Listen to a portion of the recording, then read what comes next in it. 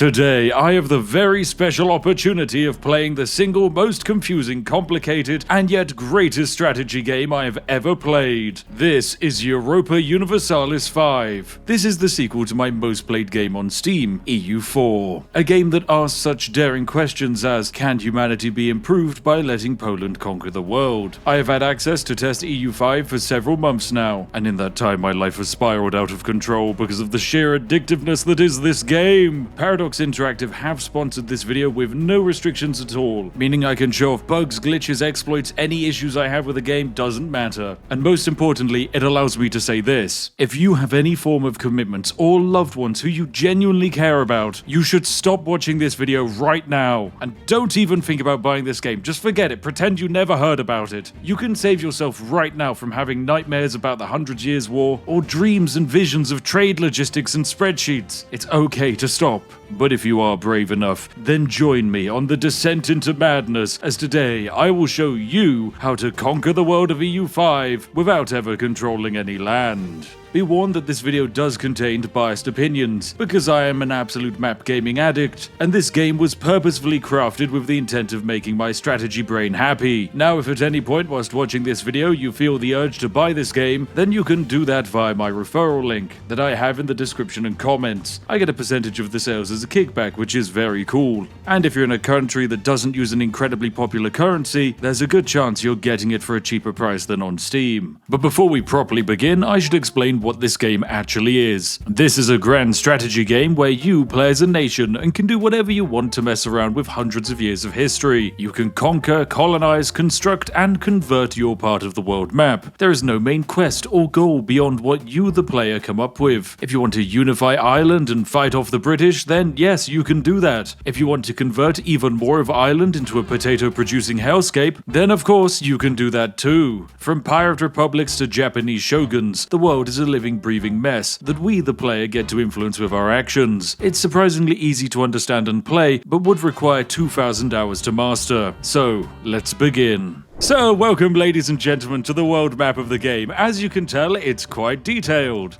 There is a list of a lot of nations you can play. Here they all are, there you go, you can make your pick. You could start as the absolutely massive Kingdom of England with nearly 5 million people living there, or you could play as the Jarldom of Greenland, a nation with a mere 1,000 people living in it. It's absolutely hell. That's the joy of this game though, you can do whatever you want. Even if whatever you want is playing inside of the HRE, which consists of nearly 500 different independent nations, with some of my favorites being the County of 𝐃𝐞𝐬 and the county where all of that cheese comes from. It's safe to say this world is very exciting, and if you're running on a potato PC, you no longer have to worry about how you're going to heat your house this winter. Now, in a world where I think most of my creator friends were fighting over who gets to play as the Byzantine Empire, we're going to pick something relatively unknown. This is the Hanseatic League. We start out the game in a very unique situation. We only have 16,000 people living in our nation, and we hold 0 lands. That's because we're an extraterritorial country. We don't need to hold lands because we're actually just a group of merchants who make money by facilitating trade in Europe. Unlike every other nation in the game, we can't go to war and conquer land. But if there's one thing we can do, it's make money and break the game. So, welcome to the Hanseatic League. When it comes to our presence on the world map, we start out as the leader of the Hanseatic League, which is a group of 3 German cities. We have Bremen over here, Hamburg in the middle, and Lübeck to the right, which serves as the capital of our kingdom. Although calling it a kingdom isn't right, we really are just our own thing, the Hanseatic Merchant Federation. Our population basically boils down to a bunch of traders, 2,000 laborers who will soon become traders, and nobles. It's very simple. Now, the main thing we care about in this game is making money. That's why I will draw your attention to the lovely economy tab, where we get to see all of our sliders where we can tax our population. We get to see the amount of money we're making off the members of the Hansa who have to pay us a bit of tribute, and we get to see where all of our money is going. The thing is, at the start of the game, it's not looking good for the Hansa. All of these little red splodges you see on the map are buildings that we've constructed inside of other nations, each one giving us a small plot of land in their territory. Generally, these buildings are Hanseatic cantors, simple buildings that give us advantage for trading in the local area and trade capacity. Trading in this game is about as complicated as they possibly could make it. Every single population in this game produces and consumes resources. Well, I say produces produces nobles don't actually produce anything. They just enjoy all the power. But as all of your population needs to, say, eat food and wear clothes, that means you need to trade for the things you can't actually produce. And in our case, trading is truly fantastic. The world is split up into various different markets, and these markets can change and grow and take over each other as the game goes on. I'm just going to quickly interrupt this video with a very interesting opportunity. Whilst talking with Paradox's head of marketing, Jonathan, I asked that if enough people use my referral link, would he be able to add an Easter egg event into the game? And so we have struck a deal. If enough people use my link to get the game, he will convince the developers to add an event that changes the trade good of Ripon in Yorkshire to tea. Because as we all know, this is where Yorkshire tea grows their tea leaves in massive underground farms. This is an actual opportunity to stain a game's beautiful design with our communal obsession, so hopefully we hit their goal. But back to the video. Now normally if you're playing a nation, you want to focus on getting a nice balanced set of trading. You want to make sure you import enough food for your population. You want to make sure maybe if you're making furniture that you can import cheap wood and export your produced goods at a profit. As we are the Hansa and we don't actually produce anything, all we care about is trading, that means I just get to go through this tab here that says suggested trade routes for profit and mash all of the buttons that say create trade. Perfect stuff. So now we have ourselves 13 trade routes set up, and ideally, provided all of these trades go ahead, we'll be making ourselves 123 gold next month. But the game isn't just economy, it's also about research, and the tech tree is pretty big. This is all of the first stage, then there's another one and another one and another one and another one and another one. Just don't even worry about it. The game is too big. If you start thinking about the game, it gets into your brain, it takes control of you, and then you can't stop thinking about the game. And look, I'm here to save you. I'm here to show you the game without you hopefully getting too addicted, so that if you need to, you can escape, you can find help. Now luckily for us, at the start of the game, our research is relatively simple. We can research organized religion and then go down into researching guilds, with the plan to eventually get to this lovely research here, Hanseatic traders, a bonus that gives us an extra 25% trade capacity. Now the reason why we want to research guilds is because it improves the literacy of all of our burghers. If you don't know what a burgher is, some of you might refer to them as, say, the middle class of this game. I'd refer to them as poor, because they're not the nobility. But in our empire, they're going to make up 99% of the population, so if we have any chance to improve their literacy, we should do it, as that will make our technology progress much faster than any of our neighbors. Right, next up it's government reform time. This is where we can give various privileges and modifiers to the people of our realm, and the most important thing we want to pick up right at the start is the trade office network. This makes it cheaper for us to build foreign buildings, and considering that my nation only exists from building foreign buildings, you can probably imagine it's quite useful. Right, now next up when it comes to opening moves, we have a few things we really want to grab. Basically, the one thing we care about is trading and making money, and the way in which we can expand our trade network entirely comes down to making friends with people. And so that means I've immediately sent out 5 of my diplomats to make friends with the Kingdom of Denmark to my north, the Pope, the Kingdom of Naples, and then 2 very interesting choices, the Bank of Peruzzi and the Bank of Bardi. Historically, like us, these guys are extraterritorial countries, except unlike us, they're technically banks, meaning that the one thing they care about is handing out loans to other nations, because yes, this game is so complicated, it has a customized loan system, whereby I can go to literally any other country in the game and offer to potentially give them a loan if they want one. They will then have to pay me interest. I know, it's a map game with loan shark mechanics, it's everything I wanted and more. So as we move to the end of our first month, we get the Duchy of Stettin declaring us as a rival. They're lazy bastards. But that's okay, because as soon as we move into the first month, we're going to make some money off of trade. Now, these trades aren't going to last forever, so in the first month, we make nearly 90 gold from our trades, but the reason why we didn't make the full 100 that was expected is because we're not the only people trading. We can see that our most profitable trade is selling dyes in Lübeck, because Lübeck doesn't have anywhere that naturally produces dyes, and we can see that most of these dyes come from Paris, making it one of our most profitable trade routes possible. So of course, what we're probably going to do next is try and get more trade buildings set up in France, so that way we can export more dyes into the market, consequently making even more money. You can probably see where this is going.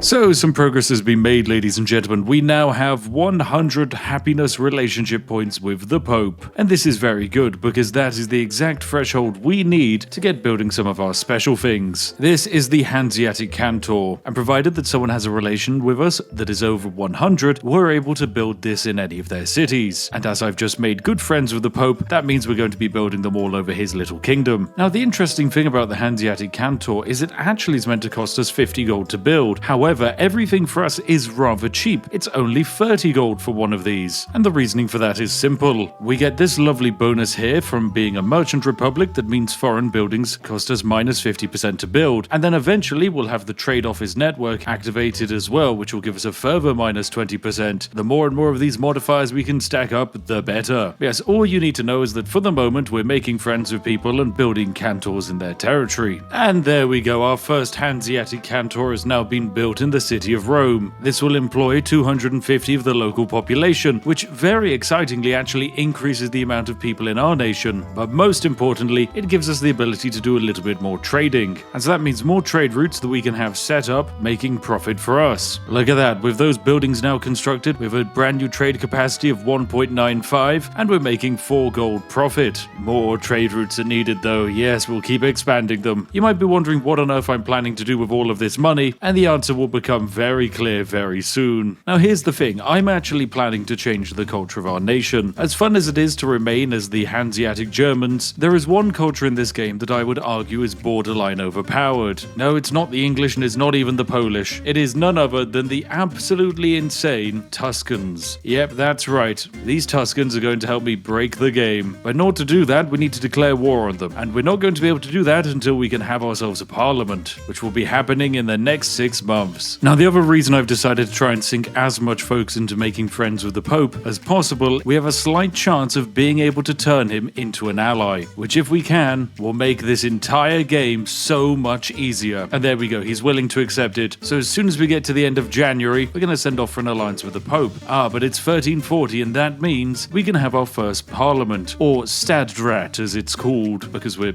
North German. In the parliament, we basically invite the various representatives of our nation to have a little bit of a conversation about what they want to see happen. If the faction likes you a lot, they're going to really support anything that benefits them. In our case, the merchants really love us, and so it's really easy for us to encourage them to do something that they already want to do. So with a 73% chance of this succeeding, we're saying, hey, we'd like some more market regulations. This would really make all of the merchants really, really happy. But it gets even better, because on top of this, we're able to burn 50% of our support to fabricate a claim on anything. I know, it's absolutely incredible. So what I'm going to do very quickly is form an alliance with the Pope, just like so, and I'm going to work out which random Tuscan nation I want to try and obliterate. Now basically what we're going to try and do is take over most of Italy, generally targeting all of the Tuscan area. Now we can't actually conquer any land, but that doesn't mean we still can't go to war. And the Republic of Perugia here has quite a lot of alliances with tiny Italian city-states. So we're going to fabricate a casus belli on the Republic of Perugia, and this now means we can go to war with them. Now of course this does mean we have a lower chance of actually succeeding in the parliament, but remember, our lovely merchant class are so incredibly powerful that if we give them anything they want, they're going to massively support us. So we can burn 2.5 Republican tradition to get an extra 70% support. We can then use that to immediately fabricate another casus belli, this time targeting a very small village nearby. Perfect. So with that all secured, it's time for war. And this is where things are going to get very exciting. So as soon as my diplomats are back, we're going to declare war on the Republic of Perugia. Now, unfortunately for us, the Papal States aren't going to join in. This is because the Pope loves all of the Catholics around him, but that's okay. I don't need the Pope to do my fighting. I just need him to dissuade anyone from attacking me in return. So with our diplomat ready, we simply declare war, targeting our claims on their province. These are claims that we technically can never get, but that's okay. Now in this war, we can see that our enemies have raised a grand total of 4,500 men, which is pretty intimidating. However, it's not about the quantity of men you have, it's about the quality. So there we go, I've got my army nice and close by, and my goal is relatively simple. March into the territories of our enemies and siege their cities. Luckily for us, most of the people in this war are just tiny Italian cities. They don't even know what a fort is. So that means occupying their lands is actually a really, really fast process. And you'll notice coming down from the north, oh, it's my lovely allies. Yes, that's right. Bremen, Lübeck, and Hamburg are all marching over with various forces to do their best to support the war effort. Unlike me, they're not using incredibly expensive trained mercenaries. They're using whatever random peasants they found that can hold a pitchfork steady. So with these first two nations occupied, we were able to do something pretty sneaky. We're able to separately piece them out. So I'm going to go over to this town here and I'm going to say, hey, how would you like to become a member of the Hansa? And I'll also be taking all of your money. They're of course going to 100% accept, and we've got ourselves a brand new member of the Hansa, who we can immediately go into the territory of and build ourselves a Hanseatic cantor. Then we have the little town of Prato, which once again we can go to, say, how do you like to join the Hansa? Give me all your money and thank you very very much. And just like that, we have a second nation added to our lands, who we can immediately build another cantor inside of. And entertainingly, that means the army of 1,000 men that was about to start sieging down Hamburg has now immediately joined our side of the fight. Such is the way war often goes. And I finally hit a 100 relationship with Florence, which means I can also build cantors in their territory. Perfect. Now, I am going to spend a lot of money basically building as many cantors in the capital of Florence as possible, because we're not planning to stay German. In order for us to flip Tuscan, we need over half our population to actually be Tuscan. Hence why I'm building so many of these trading offices over here. Anyway, our first few Hanseatic cantors have now been built in the Tuscan region, and that means 21% of our population technically are now Tuscan. And so what I'm going to do is say that they're now a tolerated culture. Yes, very good. Oh, and fantastic, the siege is finally over. We did it. Perugia has been destroyed. And by destroyed, I mean it is now our subject. And with the additional prestige we've made, we're going to accept the culture of the Tuscan people. Yes, perfect. And then the next step we need in order to make this the dominant culture is to have it outnumber the amount of Hanseatic people we have. Anyway, with Perugia now conquered, we can build another Hanseatic cantor. And why stop our conquest there when we can immediately declare war on the next set of city-states? That's right, we're going to go straight to war with Cortana. Yeah! It's literally next door. Now, these wars should be even faster because I don't think a single one of these opponents actually have a fort. And we can knock out most of them before they can even raise an army because, you know, all of my troops are already standing around here. So this is going to be a very swift fight. Oh, we do get ourselves a battle. It's 684 levied peasants with pitchforks versus 5,000 highly trained men, led by my lovely ruler, 𝐃𝐢𝐿 von Wipra. Yes, he's really good. So only 91 men died on our side, and their military has mostly been knocked out. That's another siege complete, and that leaves one nation remaining. And with that, that's a 100% successful peace treaty. Lovely. And we're going to begin the process of turning each and every one of these nations into a vassal. So that means we go to each of them and say, hey, become our vassal, get humiliated and feed me prestige as well as give me all of your money. Then we go on over to the next nation and do exactly the same thing. And then finally, job done, we peace everyone out, we have a bunch of prestige lying around, and most importantly, we have quite a few new vassals. So there we go, without even having to build too many cantors, we now have a good amount of trade advantage in Genoa and Naples. This is because our Hanseatic subjects also have to fork out some of their trade powers over to us because, you know, we're so cool and important. Oh, I guess the game really had a bit of a lag there. Oh, it's because it's the age of Renaissance, ladies and gentlemen. How very exciting. Now, with the dawn of each age, you get to pick 3 different paths. One that focuses more on money, one that focuses more on diplomacy, and one that focuses more on military. Depending on what you pick, you get access to some unique technologies. Like, for example, if you pick administrative focus, you get the option to Deus Vault your way across the known map. And so we're going to be taking that option. Although the reason is actually for something much simpler. By going for administrative focus, we can pick up debt and loans, which lowers the bank interest rate by 1%. A very useful thing indeed. So at the moment, things are going rather well for us. We're currently sat on a massive stockpile of money that we can do basically whatever we want with. Every month, we're making around about 70 gold, which in comparison to every other AI in the game is ridiculous. It is unlikely that there's anyone else in Europe at the moment who's able to make 70 gold per month, but here we are, and it's all thanks to the fact that we can charge people for trade. There is absolutely nothing that could possibly go wrong to disrupt the flow of commerce between people. Foreshadowing is a literary device in which a writer gives an advanced hint of what is to come later in the story. Now, one thing I have just done is I want to upgrade some of my vassals to becoming full-blown members of the Hansa, as that means for the lovely little city of Pitigliano, I have given them 400 gold, no questions asked. Yes, that is an insane amount of money for anyone in the game, but the reasoning is simple. They've immediately used that gold to turn their crappy village into a town. This will then allow me to convert them into becoming a member of the Hansa, and consequently give me more trade advantages. Right, with all of that complete, I think we immediately should just go to war. And luckily I've got all of my men still standing around right here. Right, so we're just going to march on in with my leader and all of his men straight onto the capital of the enemy, who don't have anywhere near as good morale as we do, and also aren't the god Chad that is 𝐃𝐢𝐿 von Wipra. Right, so we're a few years into the war and things are going very well. The first town of Rimini has been occupied, and we basically had to beeline straight towards it, because Naples down to our south is doing their best job of trying to gobble up all of these tiny little cities in order to expand their trade influence. And we can't let that happen, because these cities exist for me to gobble up and expand my trade influence. And there we go, with the final siege of the town of Volterra complete, we can now successfully finish this entire war. So for the town of Urbino, we're going to make them become a member of the Hansa and give us all of their money. Job done. That's a brand new Italian Hansa state for us. Now, we have upset quite a lot of the nearby nations, but you know, these things happen. You can't break a few eggs without violating some international laws here and there. So seeing as we can't take our out any of those North German cities, we might as well continue dominating the Italian peninsula. So we're going to fabricate our next casus belli on the tiny little settlement of Alba. It's really small and it's close to where all of our troops are, so it makes sense to continue the fighting here. So immediately we'll just throw ourselves into another war. Huzzah! And so straight into the settlement of Alba we go, where we decimate all of their armed forces and start the sieging process. Lovely stuff. Yeah, I don't think we're going to face any competition at all. And so our war against Alba is pretty much coming to an end. Yes, we are reaching the point where, various little nations could probably form a coalition against me, but it's highly unlikely that they're going to do that, because I'm simply far too terrifying. Oh no! Okay, the one thing that we didn't want to have happen that we knew was going to have happened did happen. It's the Black Death, ladies and gentlemen. This bad boy will spawn in the year of 1346, and if you've ever read a history book, you probably know about the time where the rats got extra spicy. So the Black Death in this version of the game, like all diseases, is properly simulated. It's starting over here and will begin to slowly spread across the world map. Now, there are a few things you can do to prepare yourself for the plague, but unfortunately they are quite costly. For example, you could build hospitals. They require nearly 200 gold to be built, but luckily for me I can buy everything at half price. So what I'm going to do is begin the process of building hospitals in all of my little subjects. The reasoning is simple. Population is value, and if their local peasants are catching the plague and are accidentally killing off my good Tuscan peoples, that makes my life a lot harder. So in the city of Perugia here, I'm of course going to also go in and build them a hospital, because the extra plus 10% disease resistance is potentially going to save thousands of lives. So I'm making sure that all of our lovely little Italian holdings get as many hospitals in them as possible. So we can already see that the Black Death has started to spread just a little bit, and as more and more months go by and more provinces get overrun by it, it will continue to just grow faster and faster until it's eventually carried by some trade winds, probably over to Genoa. Still, we're doing our best to protect the locals, so Cortona here has now turned itself into a town, which means it can have a hospital built. I've noticed Hungary is at war and kind of having a bit of a rough time of it, so we're going to do what all good friends do and offer them an absolutely massive loan for 300 gold. Perfect. Now I'm getting nearly 1 gold a month in profit from them paying off the interest. Lovely. Oh no, the Black Death's here. Oh dear, the Black Death's here. Right, I was wondering why my population numbers were suddenly starting to go down. So this is where we're going to see a lot of Europe die. In total, there's been 4 million deaths to the Black Death, most of which are happening over off in Asia, and it is just now absolutely starting to hammer Italy. But I'll be back as soon as most of Europe has died. Okay, I realize that this video is largely a British man manipulating trade spreadsheets to create absurd amounts of money, so I decided to inject a bit of levity by coming up with a series of jokes.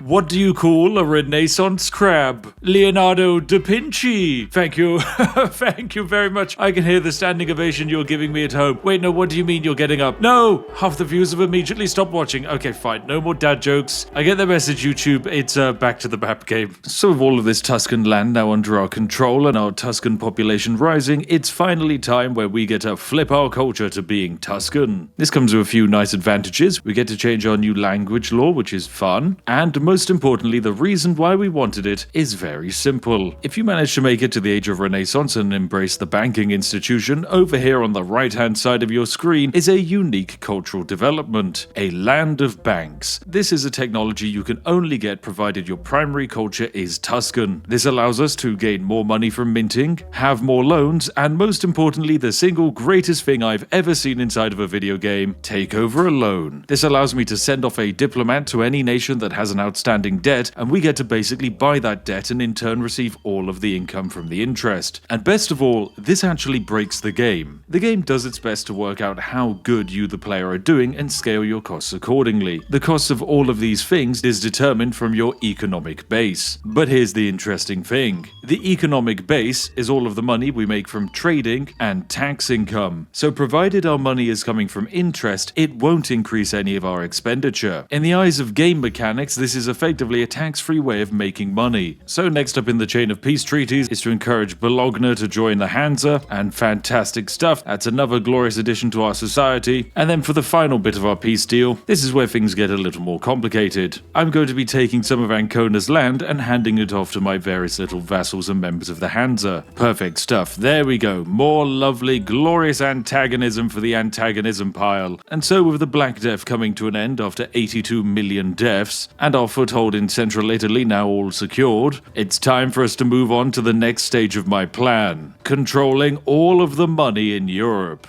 Let the fun begin. So the year is 1353. Europe is looking a little bit different, and of course we've made some good expansions, but what we need to start focusing on is actually making money. One thing that I've been doing is endlessly building new things around Europe. You can see that at the moment we have 30 active constructions going on, but before I explain our buildings, I should probably explain how trading actually works and how we make money from it. Quite simply, we can work in different markets. Take for example Constantinople here. Inside of this market there are goods that are in surplus and goods that are in high demand. Now, nations can make money by, say, exporting fish from a market where it's cheap to a market where it's very expensive, and pocketing the difference in price as a profit. However, trading isn't really that simple. Trade capacity determines the amount of goods you can move, and trade advantage determines who gets the pick of what goods. You see, for the local population of Serbia, they have one glorious advantage. They have quite a lot of silver and gold mines. These silver and gold mines help keep the price of gold low in their area, and as Europe is starved for gold at the start of the game, it makes exporting gold from Serbia a very good idea. There's just a few minor issues that get in the way. Serbia could choose to export the gold themselves, and if they choose to do that, then they'll move the goods. But actually, our main competition can be seen right here, the most serene Republic of Venice. They are currently making the most money out of anyone when it comes to trading in the Ragusan market, and most of their trading is from selling gold and silver. The reason why they're making those trades and we're not is quite simple: trade route advantage. The advantage is the determining factor on who gets to make which trade. Both myself and Venice can say, hey, we want to move one gold from here to there, but if Venice has the higher advantage, they're the people who actually get to secure the deal. So the main way we can guarantee financial control over all of Europe is by making sure we have the highest amount of advantage in every single region we trade in. Now, we've already managed that in Naples. We've got 18 trade advantage. Up in Lubeck, we also have the highest trade advantage, provided you ignore this nation that has somehow fired a magical event that's giving it a temporary 50 trade advantage. So this is why we're making so much money in Lubeck in comparison to all of our other trade nodes. So the goal of this next stage is to basically expand our various buildings that give us trade advantage. So we're going to actually want to get some more trading things set up in the region of Ragusa, so that way we can start getting our hands on this lovely Serbian gold. Now, there are three main things we can build to improve our trading: the trade office, Hanseatic canton, and overseas trading post. Overseas trading posts can only be built outside of Europe, and they're rather cheap buildings. Once constructed, they provide 0.2 trade advantage in the local area and plus 0.1 trade capacity. We then have the regular trade office, which provides basically the same thing alongside some maritime presence. And then finally we have the Hanseatic canton, the best of all the buildings, providing a flat +1 trade advantage. Yes, it doesn't give us as much trade capacity as the trade office does, but the trades we will be able to make will be significantly more profitable. So I'm going to be spending quite a lot of the gold that I have lying around, making sure that I'm able to put one of these in each of the major cities of Europe, and also spread them evenly out enough to cover lots of different markets. You can already see the advantage of some of my early buildings, as we're now generating 200 gold a month off of our lovely trades. It's safe to say though that underneath Ulrico von Wipra here, the money-making potential of our empire is getting better and better. Right, so it's 1358 and the game has been running for a nice period of time, and outside of Naples making some hilarious expansions into Turkey, we are basically sitting atop of a massive pile of money. No one else in Europe is able to rival our income. The entire tax base of France is £200. That doesn't mean France is making £200 per month in profit, whereas we are making a fantastic income of 382. A lot of this is thanks to our glorious trade deals that are going on. Trade deals that are backed up by the fact that our nation is doing just so well. You also might notice that our country's rank has apparently gone up to number 13. And oh my goodness, we've actually done it. In the Genoan region, we've actually managed to overtake Genoa itself as having the highest trade advantage. This basically means if Genoa wants to go, oh, we'd like to export some of our wine, we can say, oh no, Genoa, we'll be the people exporting all of that wine, thank you very much. Not only has this made all of our trades significantly more profitable, it also harms the profitability of the AI's trades, making the supreme merchant maritime Republic of Genoa significantly less likely to spend more money on trading, which is fantastic as that means there's just more lying around for us. Right, and on the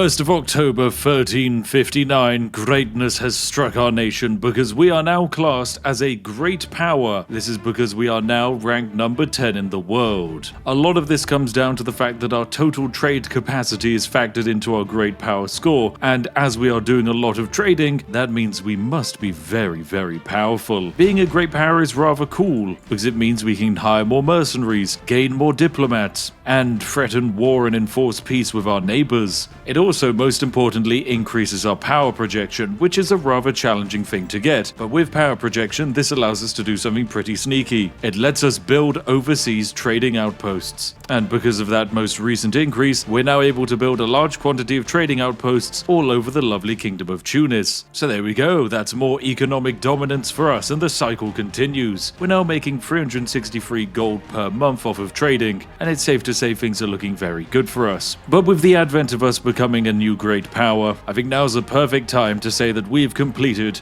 the second chapter of this video. We haven't conquered as much territory as in our first half, but what we have managed to get is influence, power, and most importantly, respect. And we're on the advent of a brand new parliamentary debate that I think is going to shake up this world. So let's find out if that's all true. Right, fine, I'm back again to try another hand at my stand-up career for, when YouTube is inevitably destroyed by AI slop, and seeing as we are the Hansa, it only makes sense for a themed joke. Why does it take 20 Germans to change a light bulb? Because many hands make light work. Oh dear. Okay, please don't leave. Please, I promise, no more jokes.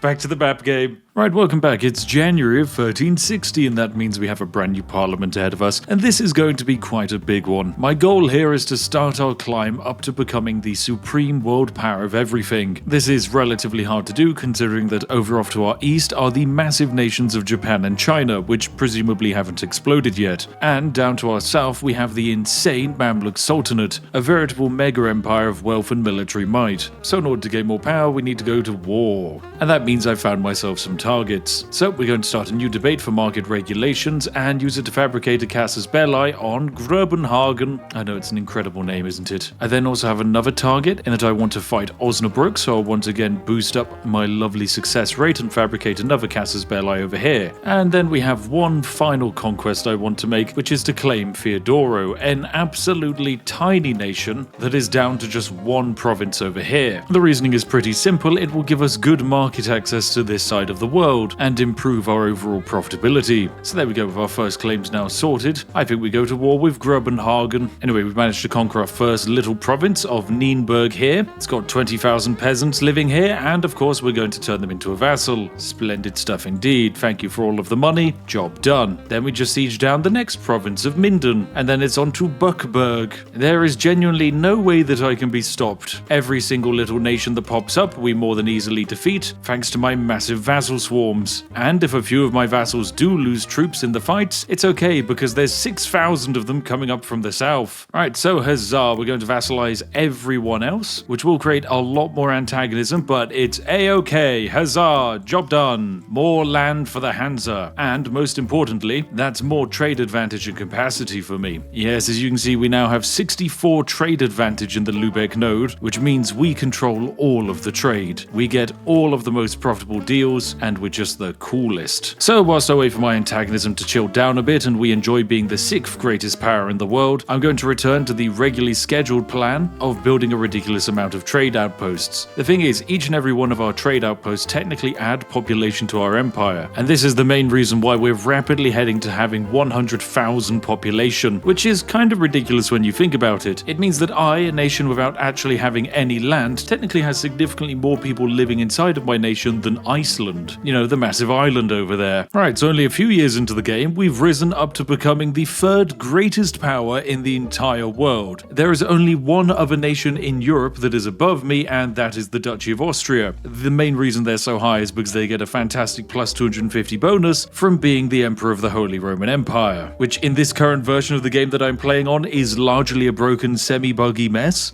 so not exactly something we have to worry about. So we need a great power score of 367 in order to overtake them, and we're currently sat at a rather comfortable 316, so with a little bit of improvement, I think we should be able to be on top of the world. And this is going to be rather easy as well, because we've just improved relations enough with Austria and France to allow us to build in their territories. This means the brand new Hanseatic cantons can be absolutely spammed out all over the world map. So I've initiated a major build-up in Austria, a comfortable expansion in Italy, and now we will start dominating the French markets as well. We will control all of the trade. That is my guarantee. Alright, so there we go. That's basically the entire war gloriously completed, but I don't think I'm able to piece everyone out all in one go, otherwise we're going to have a bit of a major problem. Oh, and we've finally overtaken Austria. Huzzah! There we go. Austria is now rank 3 in the world, whereas we are rank 2. So we just need to pick up the county of Oldenburg as a vassal, take all of their money, and that just leaves these 3 nations here who we can all convert into becoming members of the Hansa. Right, so I don't actually know if we can take all of this land without getting coalitioned by the entire world, but hey, there's only one way to find out, and that's to just take it. So we're going to turn all 3 of the remaining nations into members of the Hansa, and huzzah, the war has been won. My oh my, how exciting. And with a few new nations added into the Hansa, that's of course going to increase the amount of trade capacity and advantage we have in this region, meaning more overall trade money, more troops for the fight, and the snowball will of course continue. And you know what? I think we actually managed to survive it. I don't think the AI is going to coalition against me, which feels like madness given the amount of antagonism I've generated. Wow. Okay, it's nice to know that vassal swarming is once again the single most overpowered way of playing a Europa Universalis title. I guess we can now also begin the process of conquering those islands that I've got claims on. So, wabam, it's war against Candia time. Once again, I'm not actually going to do any of the fighting here. I'm instead going to rely on my lovely, wonderful vassals to do all the hard work. And you know what? I'm also going to start a little bit of exploration. That's right, we're going to start making our way down south to go say hello to the coast of Africa and see what exciting goodies they have tucked away. Oh wow, and we managed to beat Candia in a war without any fighting. I think some of this is down to the fact that they currently have a stability of -100. So yeah, I think things aren't going too well for them. So huzzah, we get to conquer all of that lovely bit of land. You know what, seeing as I already have my troops lying over in this side of the world, I might as well immediately declare another war onto Cyprus. Huzzah! Right, let's load all of my troops onto their boat. Oh my goodness, hang on a second, when did this happen? In the top left, I'm noticing that we are currently the #1 great power in the entire world. What the heck happened there? How?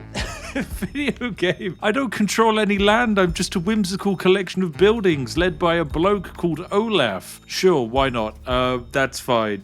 I'm not going to question it. Why would I question it at all? Right now, we're currently making 500 gold per month just off of trading, which is very nice indeed. And whilst we are now spending more money than ever on things like diplomacy and our buildings, it doesn't really matter because we're just rolling in cash. And by rolling in so much money and generating so much of it, our 41 vassals are staying impeccably loyal. We can see that the combined strength of all vassals versus Overlord gives us a -1.34 to their loyalty, which is basically perfectly fine. And whilst we have gained an immense amount of power in this age, I'm not done just yet. We're not finishing this chapter until after we've unlocked a land of banks, and we're just one technology away. Oh yes, this is where things get very, very silly. Oh no, and Olaf has died. Oh, that's a shame. I mean, hey, these things happen. Sometimes people just die. But this now means we need a new ruler to lead the Hanseatic League. Who are our options? We have Baldrasse Bruno here, who, other than diplomacy, is terrible. We have Alfred, who is good at everything other than administration. And 𝐓𝐡𝐢𝐻 here, who is also kind of just average. Great. Well, let's go for 𝐓𝐡𝐢𝐻, seeing as he's only 53, so he won't die too quickly. Right, so I've got some great news. On the 1st of July, 1369, we've managed to finally research the land of banks, meaning we can now take over any loan in the world. This is where we truly get to break the game, for by clicking this button, we can take over the loan of a nation. Say, for example, we could go over to the Golden Horde here, and we can take over their loan just like that. Yes, it does cost us a little bit of money, but now the Golden Horde are going to be paying us interest on that loan for 14 gold that we've just taken over, and we get a juicy interest rate of 8.7%, which is fantastic. We can do this for pretty much every nation in Europe, and provide provided they get into more and more debt, well, that's just better for us. And with us becoming the #1 great power in the world and also unlocking the ability to take over debt, I do believe that ends this chapter of the video. And with the end of that chapter, I think it's about time we end this video. Now, I know I promised we would become the world's economic hegemon, and we will, but this video is already absurdly long, so you'll have to wait for more exploits in part 2, when we dial up our game breaking another few notches and enter the age of discovery.